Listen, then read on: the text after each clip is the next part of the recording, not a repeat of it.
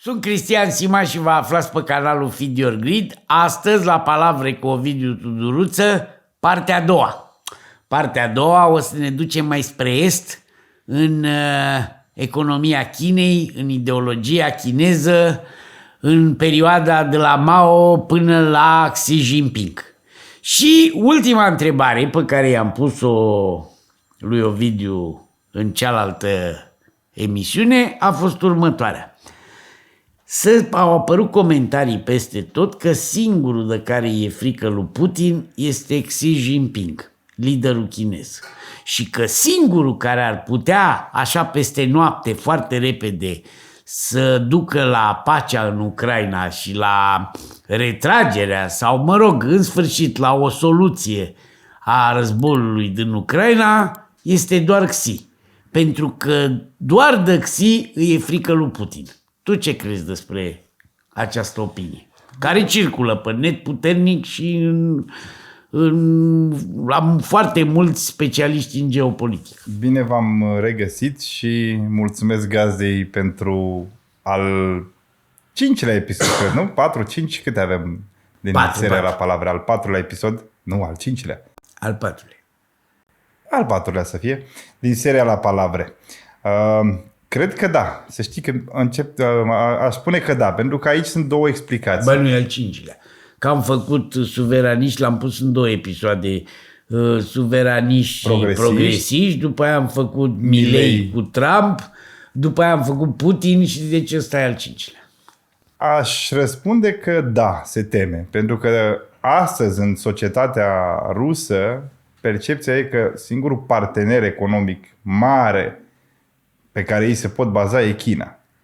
Și Putin niciodată nu iese să ne spună despre conținutul acordurilor comerciale, la câți bani vinde petrolul către China, pentru că nici aia nu sunt proști să cumpere gazul și petrolul la prețul pieței. Ei sunt conștienți că rușii depind de ei și sunt singurii care îi alimentează cu bani. Deci e clar că în conținutul acordurilor comerciale Putin este dezavantajat, dar Putin prezintă prietenia, dacă vă urmăriți televiziune rusească, pe presa rusă, o să vedeți că peste tot, când merge Putin și se întâlnește cu Xi, este inundată Rusia de această imagine. Ceea ce pe mie îmi sugerează că da, Putin se teme de Xi și mai conștientizez ceva.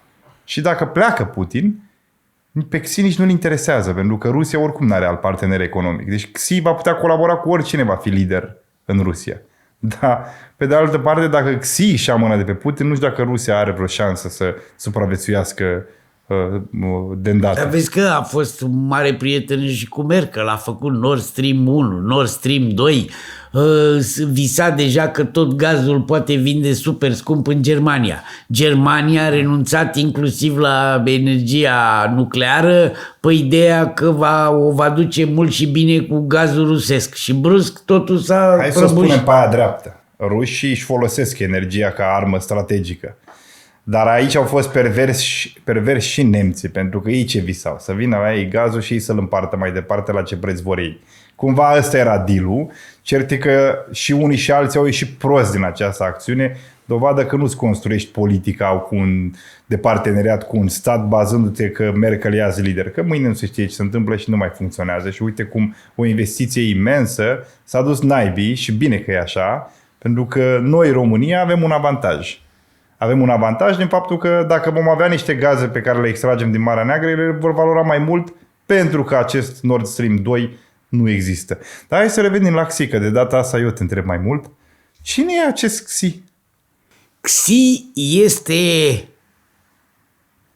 un lider comunist de tipul Nicu Ceaușescu. Adică el este fiul unui lider comunist celebru care a participat inclusiv la marșul cel lung al lui Mao Zedong. Mao Zedong, în preajma sa, a avut foarte mulți colaboratori, unii care au ocupat funcții politice importante în perioada în care Mao a fost până în 77 liderul Partidului Comunist Chinez, Zhou Enlai, Li Xiaoping și mai ales Deng Xiaoping. Deng Xiaoping, care a schimbat cultura și ideologia comunistă cu îmbinarea comunismului, singurul partid unic și care conduce autocrat China, cu economia de piață, cu chinezii îmbogățiți-vă și cu celebra zicală lui Deng Xiaoping, nu contează ce culoare are pisica, ce culoare politică, la asta se referea, important e să mănânce șoareci. Și dacă Deng Xiaoping a avut inclusiv un fiu care a murit în Revoluția Culturală, trebuie să știm că actualul lider chinez Xi Jinping nu avea o altă problemă decât cum să reușească el să scape de anatema tatălui său. Pentru că tatălui, după ce a fost în gașca apropiată a lui Mao, a fost pus pe lista neagră în timpul Revoluției Culturale. În Revoluția Culturală, tatălui a fost trimis la țară și a făcut autocritica, s-a autoacuzat și recuzat din funcțiile politice pe care le ocupa, iar fiul lui student în acea perioadă s-a dus și a muncit câmpul cu orez și a muncit și în fabrică ca să vadă cum e să trăiești cod la cod cu muncitorii. Revoluția culturală asta spunea, nu conta că tu ești mare pianist, că au fost mari pianiști chinezi care au fost trimiși la orezărie și le-au degerat degetele. Celebru este Li Minqian, cel mai mare pianist de pe vremea aia, cum ar veni profesorul actualului Lang Lang, unul din cei mai mari pianiști contemporani. Ceea ce vreau să spun este că Xi Jinping, venit dintr-o familie de vechi comuniști care au crezut în comunism, nu a renunțat la icoana lui Mao. Nici Deng Xiaoping, care a suferit din cauza lui Mao, nici Xi Jinping nu a renunțat la imaginea lui Mao. Mao e în continuare respectat în China. Despre Mao, spre deosebire de Stalin, despre care se vorbește ce crime a comis, nu se spune nimic despre milioanele de oameni, de chinezi care au murit de foame în timpul marelui salt înainte, când s-au apucat de a omorât toate vrăbile și toate păsările, că de-aia n-aveau ei, aveau pierderi la culturile agricole, că mâncau vrăbile grâu și după ce le-au omorât pe toate și-au dat seama că să mulțesc rozătoarele, să mulțesc și dăunătoarele și toate insectele și agricultura chineză s-a dus în cap. Xi Jinping ăsta are în primul rând două mari calități. Este super chinez 100% și el a înțeles un lucru. Orice președinte american vine pentru 4 ani, maxim 8 ani. El vine pentru o viață și are tot timpul înainte.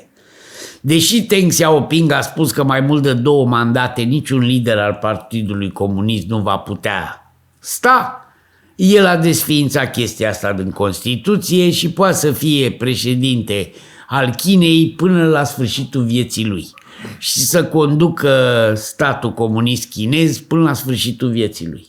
În plus, mai e o chestie care s-a întâmplat doar la Mao Zedong și la Deng Xiaoping, și anume, doctrina Xi Jinping este menționată și pusă în Constituția Chinei.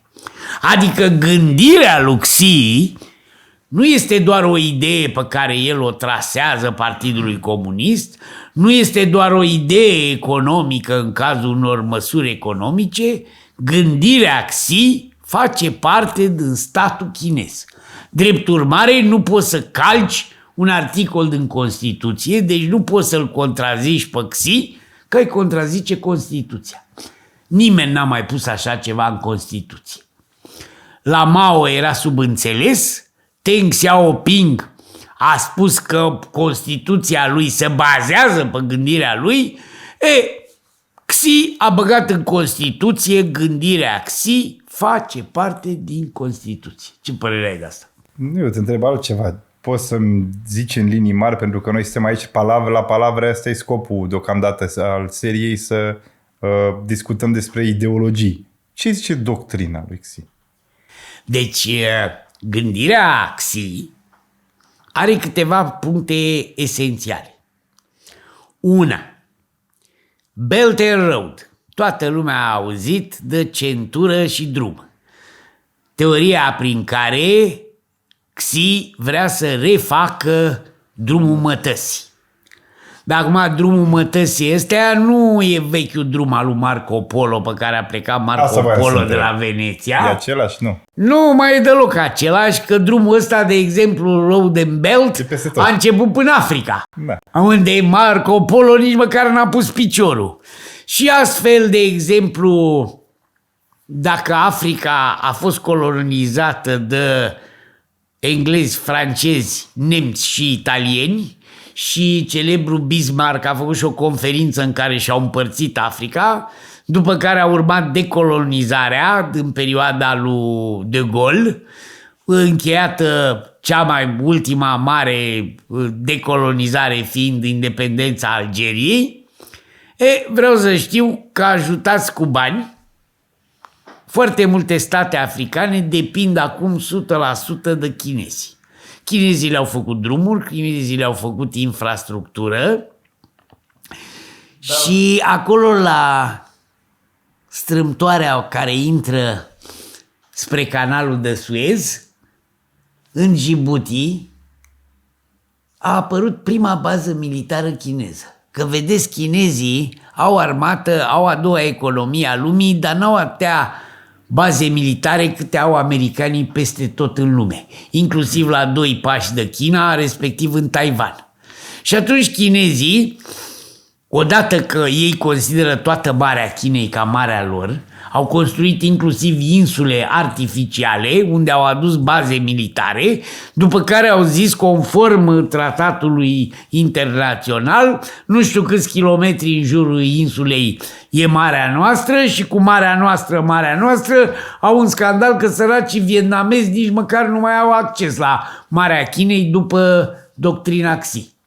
Da, și au apărut conflicte. Ajută-mă cu o explicație. Pentru ce construiesc ei acest Belt and Road? Pentru că nu construiesc drumuri per se. Nu înseamnă că ei fac rute, ele preexistă. Normal, care e logica acestei politici de expansiune tradusă prin Belt and Road sau reinventarea? Unul dintre drumurile astea, foarte important, este Beijing-Hamburg. Beijing-Hamburg-Düsseldorf, linie ferată de mare viteză, care trece bine mersi până la noi, până la ruși, până la polonezi, se duce în Germania și ajunge până acolo. Știi la ce folosește chestia asta? Păi acum e pusă în practică. Odată, navele, exportul chinezesc, China, în momentul în care Deng Xiaoping le-a spus îmbogățiți-vă, înseamnă apucați-vă de muncă, faceți produse ieftine și le vindem la ăilalți. Că ei au bani, noi avem forță de muncă și avem și inteligență să le furăm tehnologia.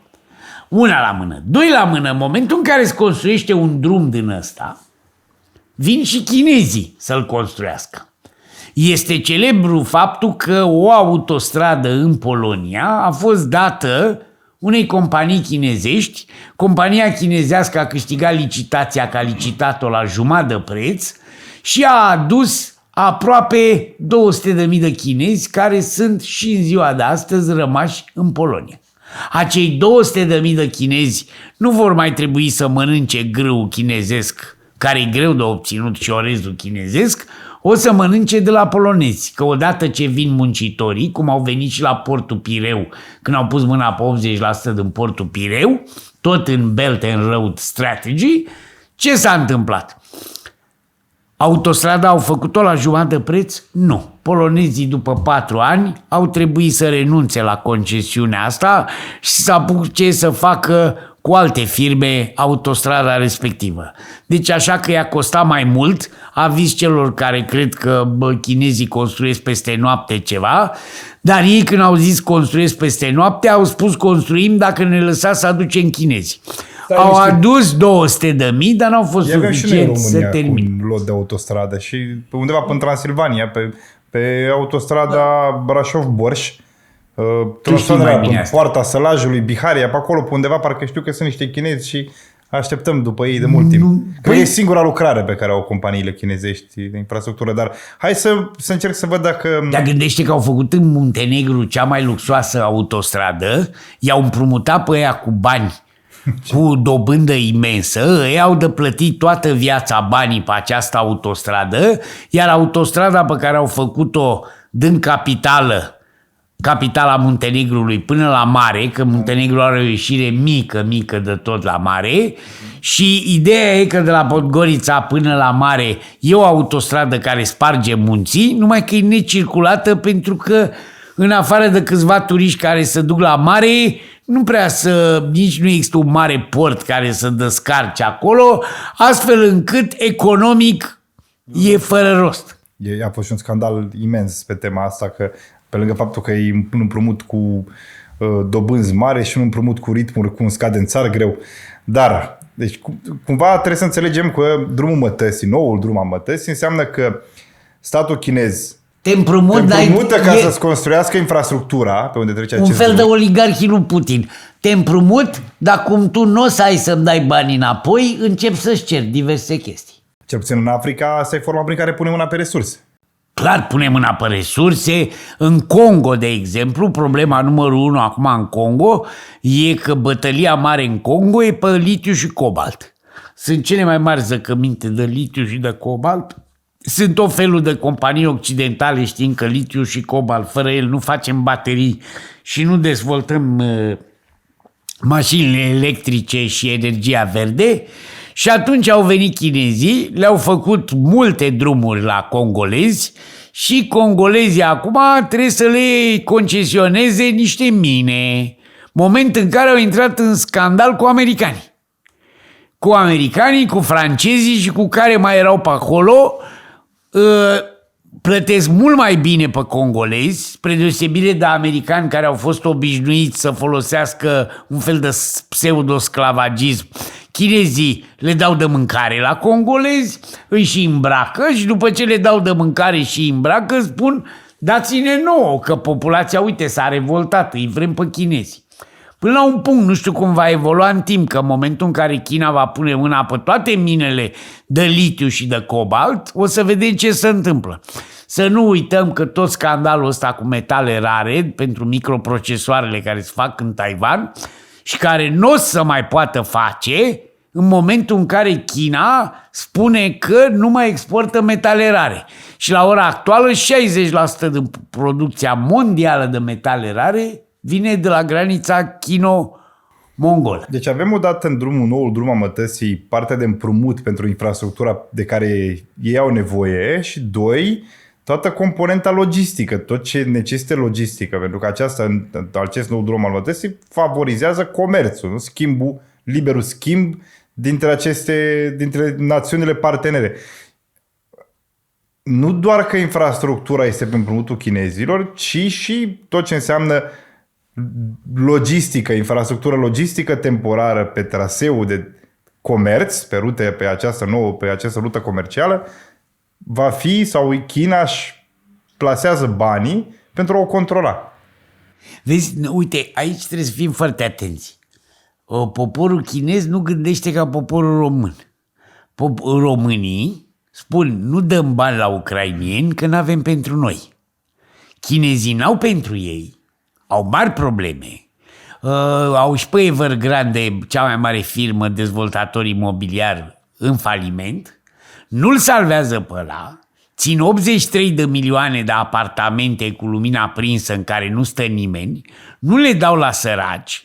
Fac deficit bugetar foarte mare și din deficitul bugetar iau banii și îi dau în Africa. Și îi dau mai încolo. Dar cum acolo e Partidul Comunist, nu există alegeri, nu există alegeri anulate pentru că nu există nici măcar alegeri organizate, totul în mâna partidului unic și cum domnul Xi va rămâne până la moarte, o să plece cu picioarele înainte din Palatul Prezidențial, trebuie să știți că el își poate permite să se împrumute, inclusiv pe piețe externe, să facă datorie și culmea, datoria publică a Chinei nu este moneda națională. Chinezul nu se împrumută în iuani, chinezul se împrumută în dolari. pentru că are o strategie la fel, pe termen lung. Tot ce face chinezul e pe termen foarte lung.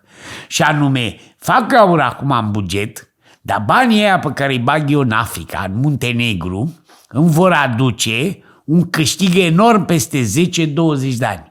Nici o democrație pe lumea asta nu poate să-și facă planuri mai mari de 8-10 ani. N-are cum.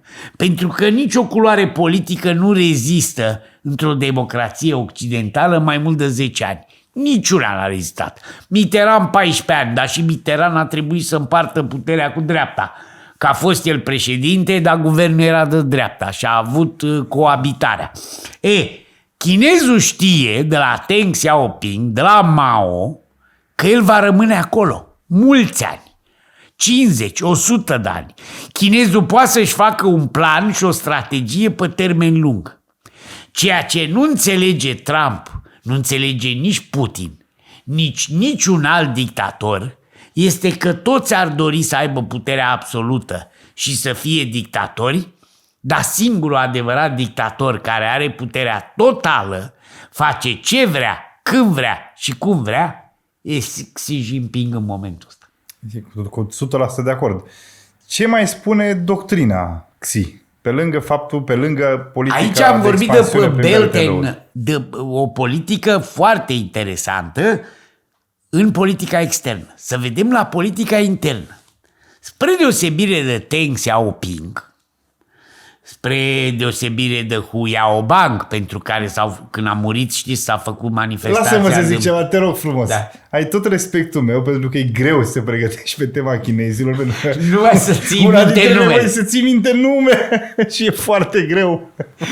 Da, acum nu știu dacă le pronunț. E simplu de reținut, da. Da, să ții minte Chu Enlai, Hu Yaobang, după aia Hua Kofen, care a venit, așa, Jin Tao, care a fost înaintea lui Xi și așa mai departe, e mai greu, e adevărat. Și nu știu dacă îi pronunț mereu corect, așa că sigur o să fie lume care o să mă corecteze că nu se pronunță Xi Jinping, se pronunță nu știu cum. Habar n-am, eu îl citesc fonetic, așa, cum să scrie, așa îl citesc. Hai că astea sunt ușoare, Chu Enlai, Mao, Xi... Nu, Chu Enlai și Mao sunt ușoare, că le-am auzit de atâtea ori în comunism, că se întâlnea Neanicu cu ei, încât sunt ușoare. Da, cum ai spus la Hobang, cum? Hu Yaobang. Hu Yaobang. Cine Dumnezeu e Hu Yaobang? Deci Hu Yaobang este idolul studenților. Pentru el s-a făcut manifestația din piața Tiananmen. Deci Hu Yaobang a fost omul, mâna dreapta lui Deng Xiaoping. Până în ziua de azi se consideră că toate ideile geniale ale lui Deng Xiaoping au fost inspirate de Hu Yaobang. Hu Yaobang a făcut prima oară zidul ăla, panoul ăla, unde fiecare venea și scria un protest. Atunci s-a deschis libertatea în China. Au început ziarele să publice orice, să critique Partidul Comunist. Și Deng Xiaoping i-a spus lui Hu Yaobang, bă băiete, e bine să se îmbogățească chinezii, e bine să avem economie privată, e bine să le dăm proprietate privată, e bine să dezvoltăm industria, să dezvoltăm știința, să dezvoltăm educația, dar fără democrație, tată, că mâine Partidul Comunist o să fie, mai ales că eram în 1989, 87, 88, pe acolo era. Și în 87-88, când Gorbaciov făcea perestroică, glasnost, transparență, Hu Yaobang a făcut o chestie și mai mare decât a fost prim-ministru, a fost ministrul economiei și așa mai departe și la un moment dat, în 1988, au fost primele manifestații studențești la care Deng Xiaoping a spus bag armata și dă-i afară din piața Tiananmen.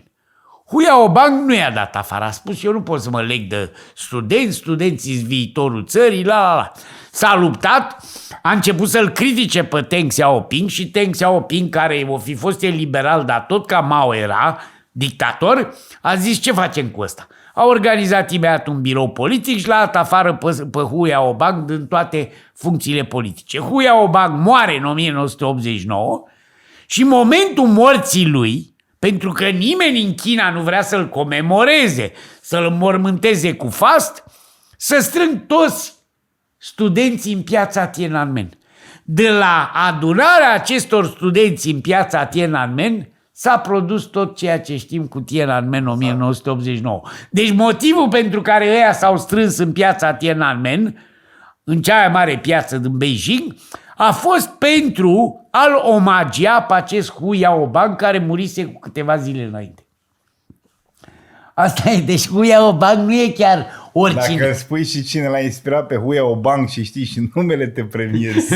Păi, nu știu cine, să zice că mai e unul Li Shinzun, dar nu mai știu cum îl cheamă, pe care l-a terminat Mao, că Mao, la un moment dat, după marele salt înainte și foamea aia, a venit acest Li, care Li a fost prim-ministru, a început să fie foarte iubit de oameni și Mao, când și-a dat seama că el e pus pe linie moartă și nu mai e ceva, a zis, nu domne, preiau puterea. Și cum a preluat puterea, revoluția trebuie continuată la infinit.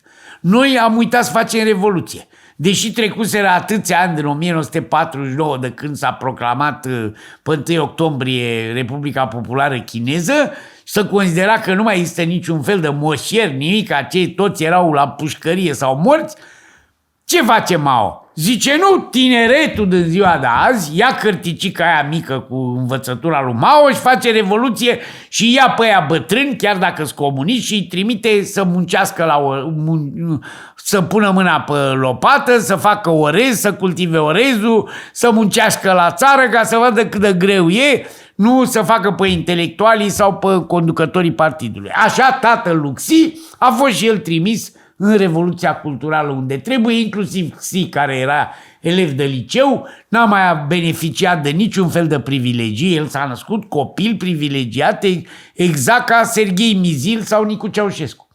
Numai că brusc Mao s-a revoltat împotriva celor care nu prea erau mai liberali ca el și a repus mâna pe putere.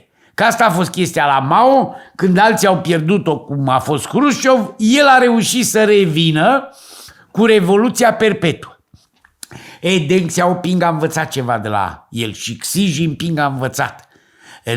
Revoluția nu trebuie să fie perpetuă, dar puterea trebuie să fie pe veci în mâna unui singur partid.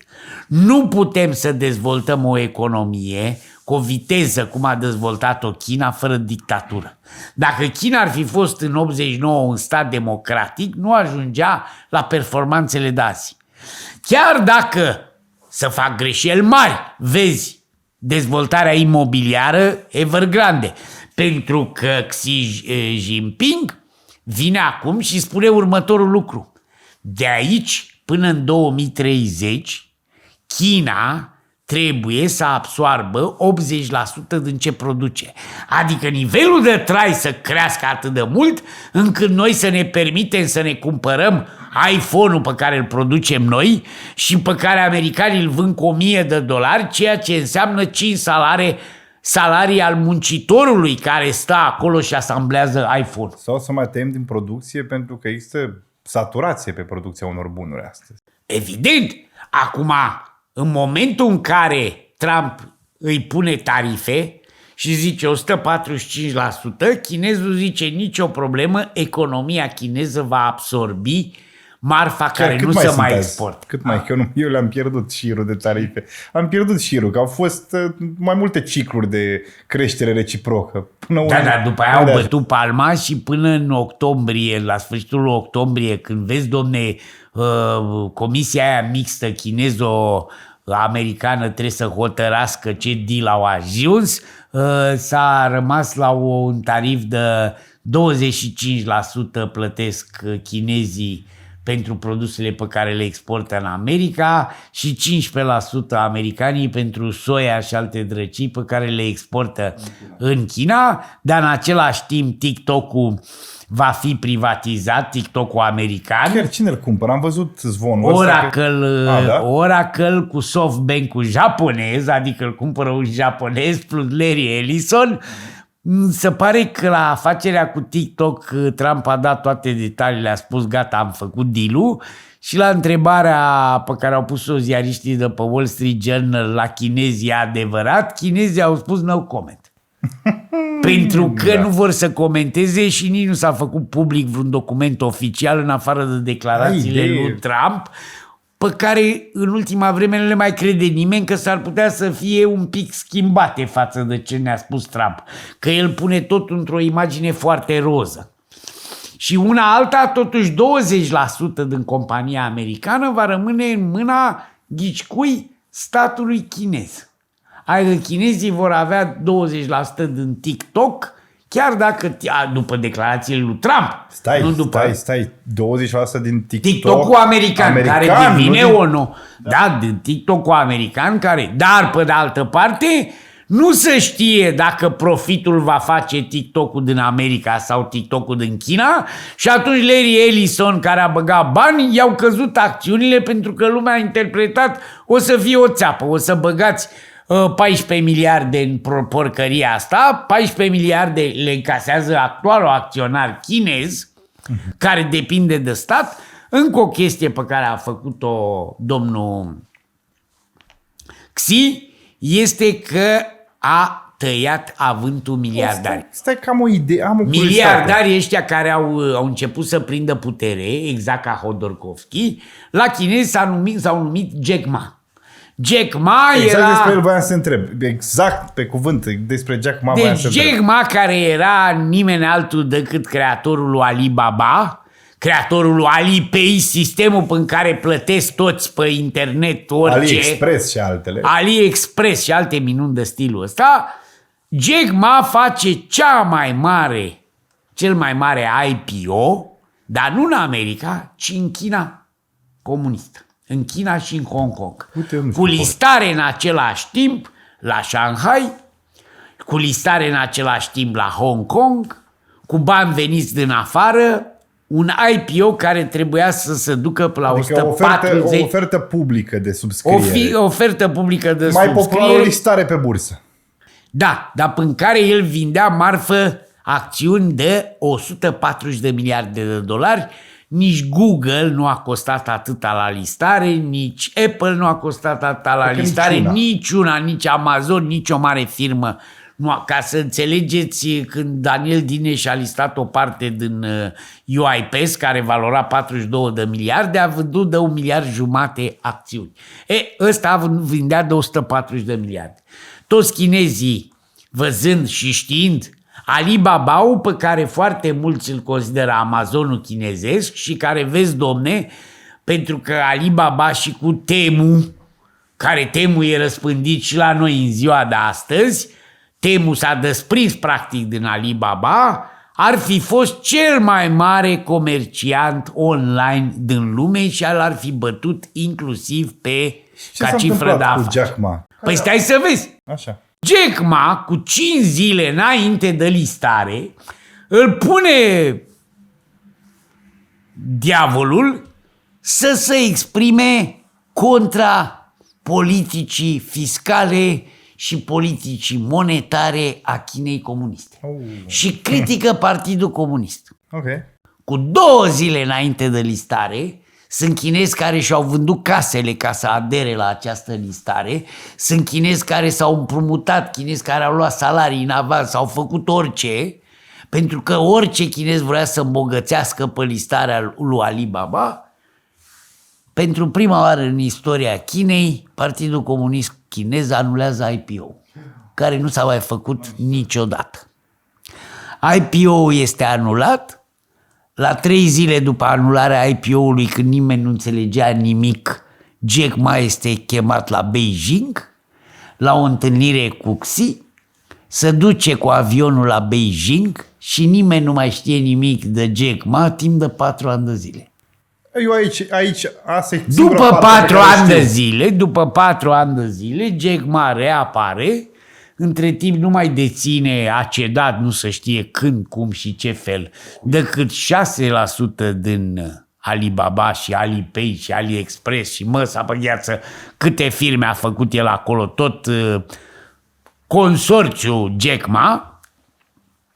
Și în plus, Jack Ma nu se mai pronunță și nu mai face comentarii publice, nu mai dă niciun fel de declarație publică, nu mai spune ce idei de business are, nu mai e invitat la conferințe de presă, nu mai e invitat la simpozioane, este un simplu acționar care din când în când, cam așa la 3-4 luni, mai comunică câte o laudă la adresa măsurilor economice ale Partidului Comunist. Dar trăiește. Trăiește Eu cum? nu mai știam. L-au văzut la televizor. Dar 4 ani de zile nimeni n-a știut dacă e mort, viu, arestat și așa mai departe. Iar la întrebarea ce ați făcut 4 ani de zile, Jack Ma a spus că s-a odihnit. Nu știm unde, nu știi cum, dar s-a odihnit.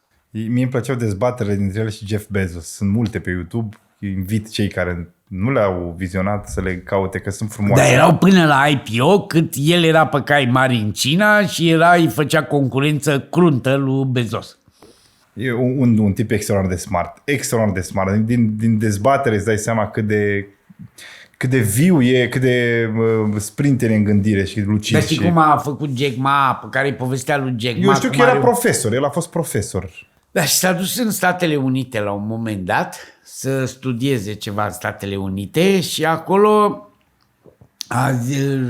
s-a întâlnit cu comunitatea chineză, nu mai știu, cred că la New York era. Sau la San Francisco. Și au zis, nu cred că la New York, nu mai țin minte, în orice caz. Din San Francisco, în America. Este, dar e și în New York, că au Chinatown și New York, că toată fosta Little Italy din New York, din sudul downtown-ului, deci din zona Wall Street și așa mai departe, acolo unde era cartierul italienesc, dar filmat Coppola Nașu, în afară de restaurantul ăla celebru din filmul lui Coppola, care e încă mâna italienilor și e ultimul rămas, nu mai e picior de italieni, tot cartierul Little Italy e acum chinezesc. 100%. Ok. Deci Jack Ma. Și Jack Ma se duce acolo și vrea și el să bea o bere chinezească. Și nu găsește pe internet niciun fel de bere chinezească și nu știe unde să ducă să bea o bere chinezească. Și zice, dacă fac eu un site în chineză în care să le vând chinezilor din America produse chinezești, să le trimiși acasă și să le poată cumpăra, să le livrezi produse. Și așa începe Alibaba. De la o bere chinezească, Jintao sau cum dracu se numește, că am mai băut și eu din ea, pe vremuri, și de la berea aia chinezească, așa s-a apucă Jack Ma de făcut Alibaba.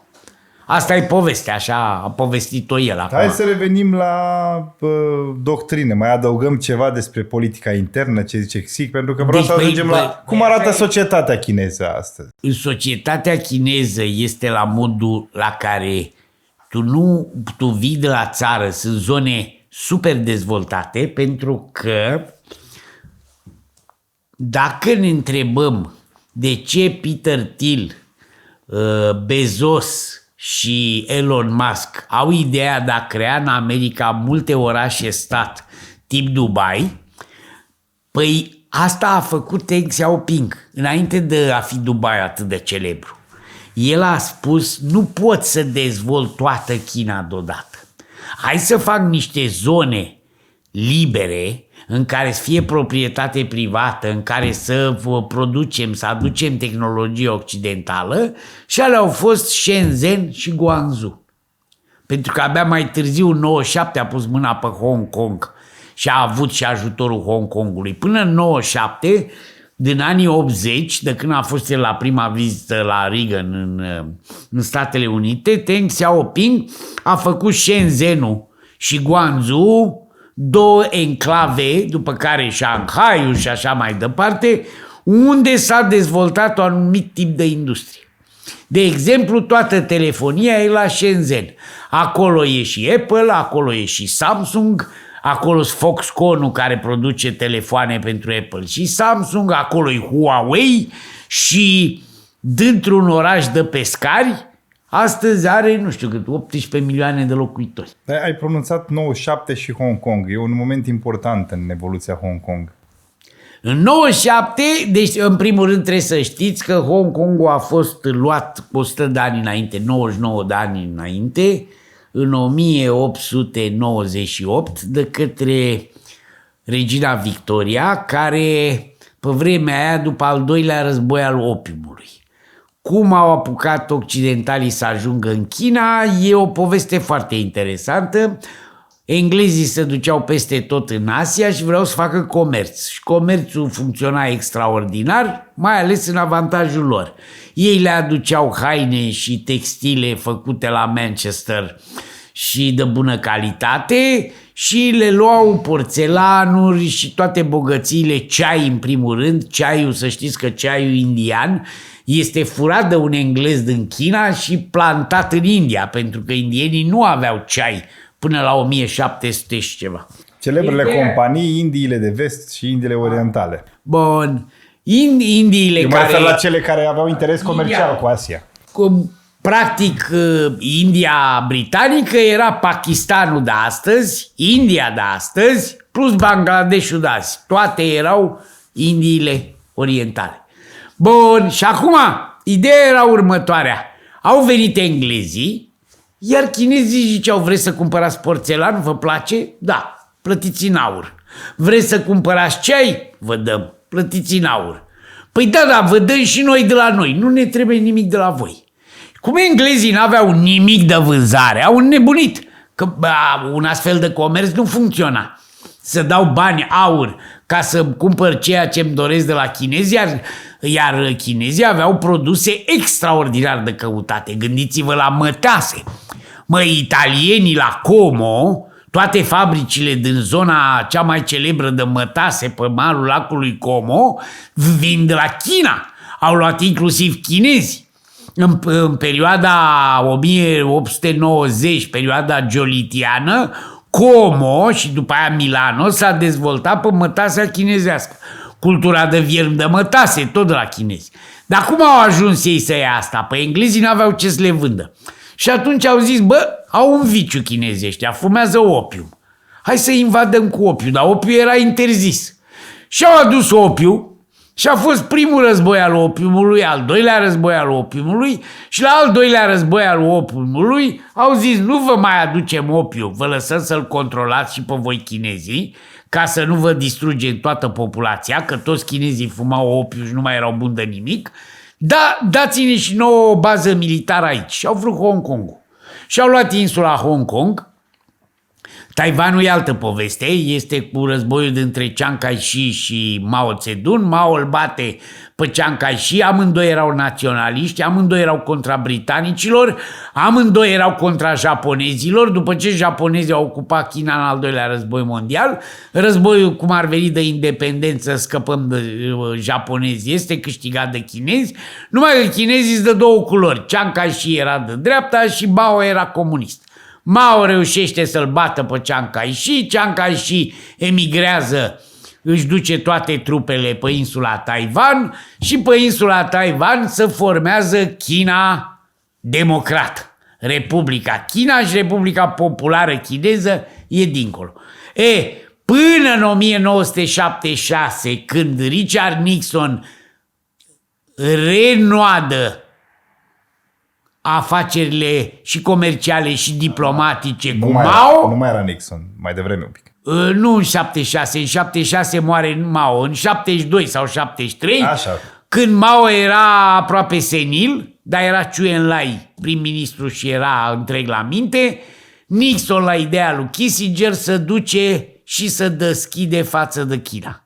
Dacă să deschidă față de China, Mao îi cere ceva, trebuie să scoți Taiwanul de la Națiunile Unite și să pui China comunistă. Și Nixon acceptă, deși a promis o viață și toți au promis Taiwanului că l-apără, pentru că acolo e baza militară cea mai importantă, nu știu câte portavioane care sunt în jurul Taiwanului, care e la 2 pași, ba mai mult există o insulă, insula Formosa, care aparține de Taiwan și care se află numai departe de 2 km de coasta chinezească. Iar pentru cei care vreți să descoperiți o poveste romanțată despre cum a fost înființat Hong Kong, eu vă recomand Taipan și Nobila Casa lui James Clavell, un autor britanic care vă trece prin toate poveștile inițiale. De acolo învățați cu multe aventuri. Cum făceau business britanicii cu asiaticii. Faptul că Hong Kong a servit Marii Britanii în perioadele de comerț cu Asia ca punct de tranzit, pentru că era complicat să duci navele de la Calcuta până la Dover sau Liverpool și aveau nevoie de... Și Shanghai a fost și el port britanic și cartier britanic, cartier franțuzez la Shanghai, până au venit în 35 japonezii, au ocupat Manciuria, după aia Shanghaiul și i-au alungat pe englezi. Hai să te mai întreb și îmi spui cât vrei să mai continuăm. Te întreb cum arată societatea chineză astăzi și unde vrea să o ducă Xi. Pentru că eu, înainte de toate, vreau să adaug, o să te rog să plecăm de aici, este uimitor cât de digitalizată este. Să știți că în China nu mai faci nimic fără ID digital. Există aplicația WeChat, care e un WhatsApp la bază, dar WeChat a devenit și platformă prin care se pot face cumpărături, prin care statul chinez controlează plățile de orice natură. Chinezii înaintea noastră vor să dispară cash-ul, totul să fie controlat de partid, să știm exact dacă toți își plătesc impozitele, să lupte contra corupției și e ușor să lupți contra corupției. De-aia îl deranja faptul că Alipay era mâna lui Jack Ma și nu a Partidului Comunist Chinez. Cred că Alipay a fost cel mai important actor din interzicerea lui Jack Ma. Îl deranja mai puțin că Jack Ma avea o bază de date imensă și vindea produse pe internet, dar acolo când a început să controleze fluxul de bani, dintr-o parte de alta, cumpărăturile întregii populații a Chinei, atunci se pare că domnul Xi s-a supărat tare pe el. Ce putem lua bun și ce e rău din doctrina chineză de astăzi? Păi, în primul rând, dezvoltarea economică a Chinei are un plan pe termen lung, pe care Occidentul nu-l face. Occidentul e cu hei rup, este ca și Putin cu ad hoc, în funcție de ce e, dacă îmi ține mișcarea cu zidul, fac zidul, dacă nu mi-a trecut zidul, nu mai fac zidul, dacă îmi țin tarifele costă 45%, le las, dacă nu le schimb, iar le las, sunt flexibil, mă acomodez și fac a deal, cum zice Trump. Chinezul nu. Chinezul are un plan clar pe termen foarte lung, are multă răbdare, nu degeaba să și spunem picătura chinezească, și cu picătura aia chinezească reușește să domine economia mondială. Mai e ceva, chinezul s-a făcut frate cu dracu ca să obțină tehnologie. Cel mai bun exemplu sunt trenurile franțuzești, cum a reușit el să fure toată tehnologia TGV-urilor și să facă trenuri astăzi mai ieftine decât francezii și pe care să le vândă în Africa, adică africanii nu mai cumpără, deși foste colonii franceze, trenul din Franța, pentru că cumpără cam același tren făcut în China, pe linii normale, și TGV-ul chinezesc este un TGV franțuzesc îmbunătățit. Adică până și francezii au spus că inovațiile aduse de chinezi sunt fabuloase. Și când au făcut primul consorțiu în care fraierul de Sarkozy le-a dat toată tehnologia și le-a dat și tehnologia nucleară de la reactoarele franțuzești, ei le-au spus un lucru. Zice, noi muncim mai mult ca voi și avem o dorință de cunoaștere mult mai mare. Noi nu suntem autosuficienți. Chinezul de rând este trimis în Occident ca să învețe, exact cum erau japonezii pe vremuri, să se întoarcă acasă și să pună în practică ce a furat și ce a învățat de la occidentali. Chinezul nu o să spună niciodată că Occidentul este putred și că tehnologia aia e o mizerie și că putem și noi să facem și noi vrem pe occidentale acasă. Orice occidental vine cu o tehnologie, cu o idee nouă, e binevenit, că astfel învățăm de la el, că furăm, că nu furăm, învățăm de la el și ne dezvoltăm și noi. Deci e total diferită optica politică a lui Xi față de suveraniștii noștri din Europa sau față de Putin. Orice suveranist. Orice suveranist sau față de Putin. Adică occidentalii nu iubim, nu vrem să fim ca ei, nu vrem democrația lor, nu vrem filozofia lor, dar vrem tot ce știu ei în materie de tehnologie, știință, comerț, orice fel de idee o aplicăm. Dovadă că până și Jack Ma, ideea a luat-o de la Amazon. Doar că a făcut-o un pic altfel. Și funcționează, se pare, mult mai bine, pentru că Amazon nu vinde nimic în China, nici nu e binevenit, nici aplicațiile Google sunt interzise în China, ChatGPT-ul nu, că avem Wi-Fi-ul lor și îți comunică ce vor chinezii, și dacă tu te duci în China și întrebi ce a fost în piața Tiananmen, o să-ți spună că e o piață unde se fac manifestațiile de 1 octombrie, de 1 mai sau alte sărbători comuniste și nimic altceva, și nu o să-ți spună nici nu vei putea vedea celebra scenă cu tânărul care spune în fața tancului și se mută după tank, doar l-o călca ca să devină un martir. Dar în schimb TikTok, care e gestionat algoritmic de către chinezi, împinge mai departe orice mesaj care vine să spună europenilor că noi nu respectăm libera exprimare și cenzurăm și punem pumnul în gură celor care se exprimă diferit, etc. Această ipocrizie aș vrea să o observați cât de des puteți și pe unde puteți. Hai să spun o ultimă întrebare. Cine va fi mai puternică? Rusia sau China? Scuză-mă, America sau China? Există permanent această dezbatere. Dacă Rusia sau China, îți spun, deci războiul sino-sovietic s-a încheiat de mult prin victoria Chinei. Odată Mao a fost singurul care s-a separat de Stalin, ca și Tito, înainte de moartea lui Stalin, dar i-a continuat principiile și dictatura și după moartea lui Stalin. Nu l-a criticat pe Stalin ca dictator și ca un mare criminal, că și Mao era și mai mare criminal decât Stalin, dar ce vreau să vă spun, ce cred eu?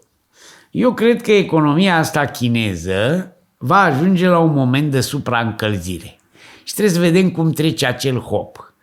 Dacă vă aduceți aminte, în 1989, dacă întrebai 10 economiști celebri, 9 din 10 spuneau că până în anul 2000 economia Japoniei va depăși economia Statelor Unite și ca PIB, și ca PIB pro capita, și ca PIB nominal, și ca PIB real, ca tot. Și era la 2 pași. Astăzi economia Japoniei e pe locul 4, a fost depășită, PIB-ul japonez e mai mic decât PIB-ul Germaniei, Germania reunificată, deci din ziua de azi, iar China este la 2 pași și suflă în ceafa Statelor Unite. E adevărat, dacă ne referim la nivelul de trai și la PIB-ul pro capita, logică, degeaba ai PIB-ul cât americanii, că americanii sunt 300 de milioane, iar chinezii sunt de vreo 4 ori ceva mai mult, că sunt 1.400 de milioane.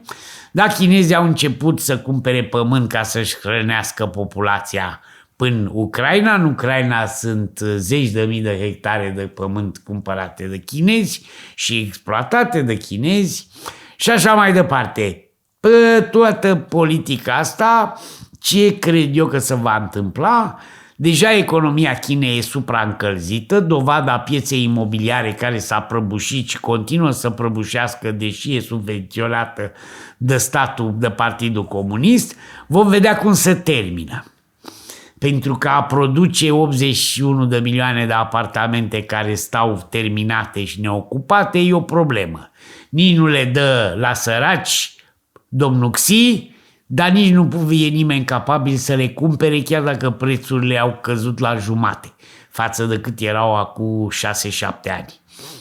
În acele zone, că evident că dacă ne întrebăm de downtown-ul din Shanghai sau din Shenzhen, acolo prețurile continuă să crească, dar e o zonă foarte mică. Pe de altă parte, China vrea să domine. Nu știu dacă va intra în Taiwan. Momentul în care intră în Taiwan este singurul război de care mi-e frică. Nu mi-e frică de războiul din Ucraina, pentru că el, chiar dacă se perenizează ca și războiul americanilor în Vietnam, la un moment dat cineva ori moare Putin, ori să plictisesc tot pierzând vieți până în Ucraina, și dacă ucrainienii primesc ajutor la infinit, cum au primit și vietnamezii de la ruși, pe vremea când se luptau cu americanii, ucrainienii mai rezistă încă 10 ani, războiul nu are niciun fel de sfârșit și să termină așa cum a început. Dar orice fel de atac al Chinei asupra Taiwanului nu e atât o mare problemă că mai ocupă China un teritoriu, ci este problema de care și Europa și Trump în sfârșit și-au dat seama că 80% din producția de microprocesoare are loc în Taiwan la o singură firmă care se numește TSM. Și că faptul că am externalizat anumite părți din producție în China și în Taiwan, acum ne costă. Nu ne-am gândit că la un moment dat vom depinde de această producție atât de mult. Noi occidentalii ne-am gândit de ce să facem piesa asta, microprocesorul de la mașină în Germania ca să ne coste o avere, că putem să-l facem în Taiwan să ne coste de 10 ori mai puțin. Da, dar în momentul în care în Taiwan s-a închis pentru că a fost pandemie în 2020 și era și în Taiwan și în China politica zero infecții, ce s-a întâmplat? Păi au rămas sute de mii, milioane de mașini Renault, Mercedes și BMW, noi nouțe, parcate în fața fabricii, nu puteau să fie vândute că le lipsea un mic microprocesor de care depinde întreaga mașină. Și domnul Ovidiu știe bine că are o mașină foarte inteligentă, care vorbește, face de toate și bine că o are și că poate să converseze cu mașina, dar mașina aia știe foarte bine că dacă n-ar avea acel microchip făcut la TSM în Taiwan, nu ar merge până comenzi vocale. Corect? Corect. Mulțumesc tare mult. Dar pe termen lung, dacă această supraîncălzire e trecută cu bine de chinezi, chinezii de aici în 40-50 de ani vor domina lumea. Pe de altă parte, trebuie să spun că unchiul meu Neagu Giuvara avea o teorie foarte deșteaptă. Vă recomand cartea lui Războiul de 70 de ani, în care el a spus că toate marile imperii au fost la un moment dat cucerite de un imperiu care a venit din afară și care a dispărut. În cazul Imperiului Roman, știți bine, civilizația era la greci, la așa, din afară, de la depărtare, de la Roma, s-a creat un nou imperiu, a luat o putere mult mai mare, a ocupat tot, după care s-a prăbușit. Imperiul Roman s-a prăbușit în 400 de ani, numai că în ziua de azi un imperiu ca cel american se poate prăbuși în 20 de ani.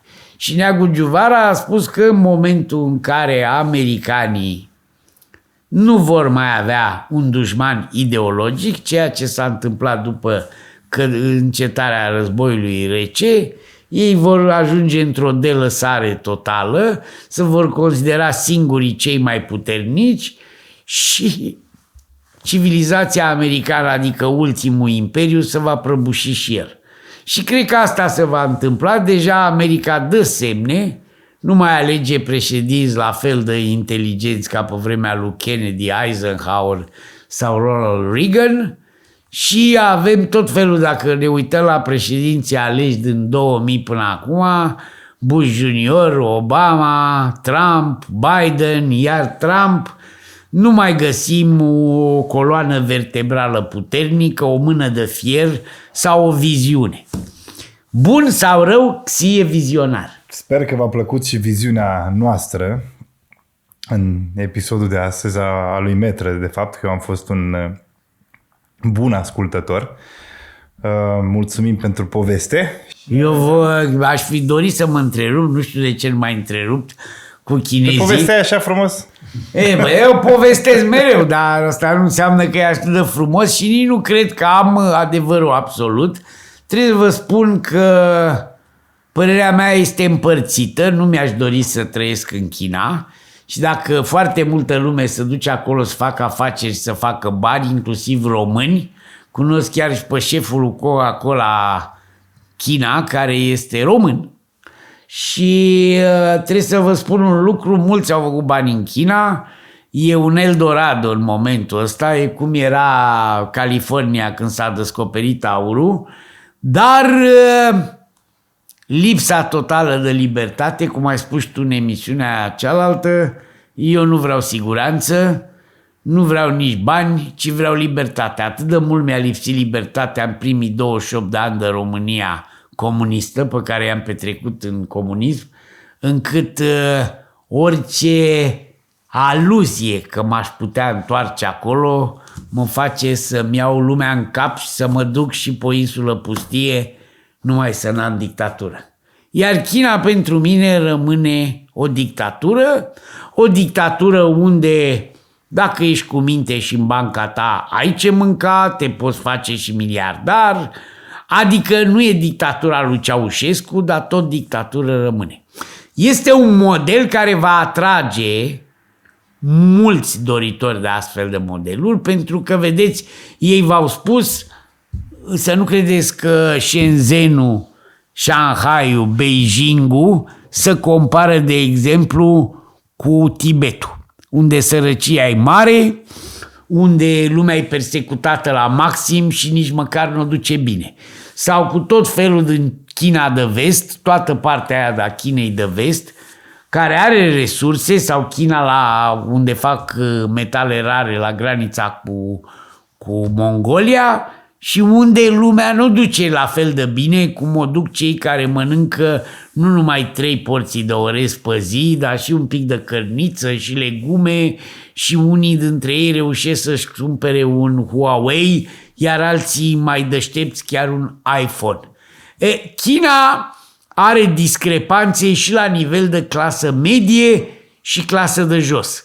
Adică există săracii din Shenzhen, care sunt mai bogați decât săracii din România, și săracii din Tibet, care sunt mai săraci decât săracii din Nepal. Iar eu nu te-am întrerupt pentru că ești mult mai pregătit decât mine pe tema chineză în general. Și mai și pregătit azi, recunosc. Mi-a plăcut să ascult, să învăț, pentru că curge povestea și știi că mie îmi face plăcere să te ascult. Concluzia ar trebui să fie următoarea. Ideologia chineză va câștiga mulți adepți. Ea a câștigat și pe vremea lui Mao. Să nu uităm că în 1968 Jean-Paul Sartre și cei care conduceau revolta din față de la Sorbona contra lui de Gaulle și contra conservatorilor, adică mișcarea tineretului din 68, toți aveau în mână cartea lui Mao. Deși niciunul nu o citise și niciunul nu o împărtășea, Mao era un simbol. Și a rămas un simbol până în ziua de azi.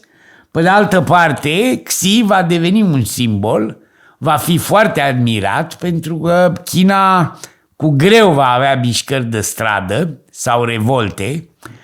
Partidul Comunist folosește tehnologia atât pentru dezvoltarea poporului chinez, cât și pentru supravegherea. Nici nu are cum. O țară cu atâta populație nu cred că poate fi controlată altfel. Și Deng Xiaoping a spus dacă 1 miliard de chinezi, era 1 miliard atunci, acum 1 miliard 400, să apucă să voteze, din votul lor nu vom înțelege nimic.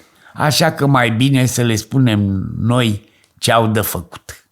Și pentru China, spre deosebire de India, care e cea mai mare democrație din lume, tot 1 miliard 400 și nu merge atât de bine, deși are și ea inteligență cu toptanul și forță de muncă ieftină cu toptanul. Structura societății e alta acolo și dacă vrei să le plecați, nu pleacă mulți. Organizarea pe structură de caste. Uite, hai să facem următoarea poveste, putem să o facem despre India. Da, ar fi interesant. Și cum o italiancă a câștigat alegerile și nu a vrut să devină prim-ministru. Așa. Bun. Deci ne oprim aici. Nu știm ce vă pregătim la următoarele palavre. Eu o să lipsesc o perioadă că mă duc în Canada, cum v-am spus. Ne mai vedem pe 9 la întrebări și răspunsul lui Cristian Sima, dar sper că Ovidiu acceptă invitația mea și va deveni un permanent invitat la Feed Your Greed. Să mă perenizez. Să se perenizeze, vreau să-l perenizez pe Ovidiu cum se perenizează războiul din Ucraina. Îți mulțumesc pentru gândul frumos. Cât timp simțim că publicul ne apreciază conținutul, sigur vrem să continuăm. Și vom citi toate comentariile, și bune și rele. Mai ales pe alea hate-uiala o citesc de 2 ori. Le Că citim. poate nu mă prind la prima citire. Da, le citim. Mulțumesc tare mult, Gazi. Și eu mulțumesc că ai venit. Vă mulțumim pentru că ne-ați urmărit. Și cum era? Share, like, nu mai știu cum Share, era. like, subscribe. Share, like, subscribe și... Te-am auzit de mult să spui asta de asta. Share, like, subscribe. La revedere! Toate bune.